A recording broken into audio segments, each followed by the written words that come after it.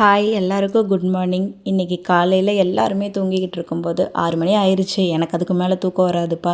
ஒரு கொண்டையை போட்டுட்டு மூஞ்சி கழுவிட்டு இன்றைக்கி பார்த்திங்கன்னா எக்ஸசைஸ் பண்ணலான்னு சொல்லிட்டு ஒரு ஆர்வத்தோடு நான் எந்திரிச்சிட்டேன்.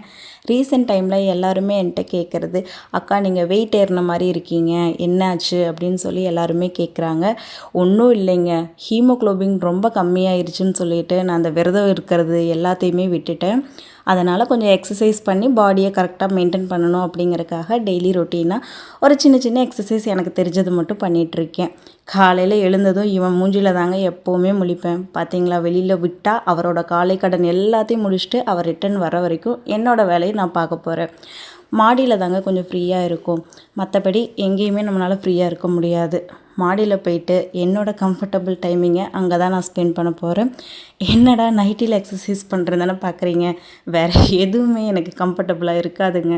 இது ஒன்று மட்டும்தான் எனக்கு கம்ஃபர்டபுளாக தெரியும். அவ்வளோதான், பெரிய எக்ஸசைஸ் ஒன்றும் இல்லை. டெய்லி அந்த 8 போடுற வேலையை தான் பார்த்துக்கிட்டு இருக்கேன்.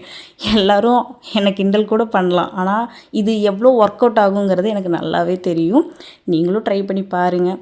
அப்புறம் என்னங்க, அவ்வளோதான். எனக்கு ஒரு 1/4 மணி நேரம் 20 நிமிஷம் அந்த மாதிரி தான் பண்ண முடியும். அதுக்கப்புறம் நான் பண்ண மாட்டேன். வீட்டில் இருக்கிற செடி கொடி எல்லாத்துக்கும் போய் தண்ணியை ஊற்றிட்டு அதுக்கப்புறமா எல்லாம் கொஞ்சம் கசகசன்னு இருக்குன்னு தானே பார்க்குறீங்க.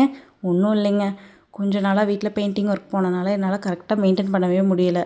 இனி அப்படியே லைனாக ஒவ்வொரு வேலையாக பார்த்துக்கிட்டே இருக்கணும். அவன் வெளியில் போனால் வரவே மாட்டாங்க. அவனை கூப்பிட்டு உள்ளே விட்டு கேட்டை சாத்தினதுக்கப்புறம் தான் எனக்கு ஒரு நிம்மதி. இனி என்னங்க, போய் கிச்சன் ஒர்க்கை பார்க்குறேன். பாய்.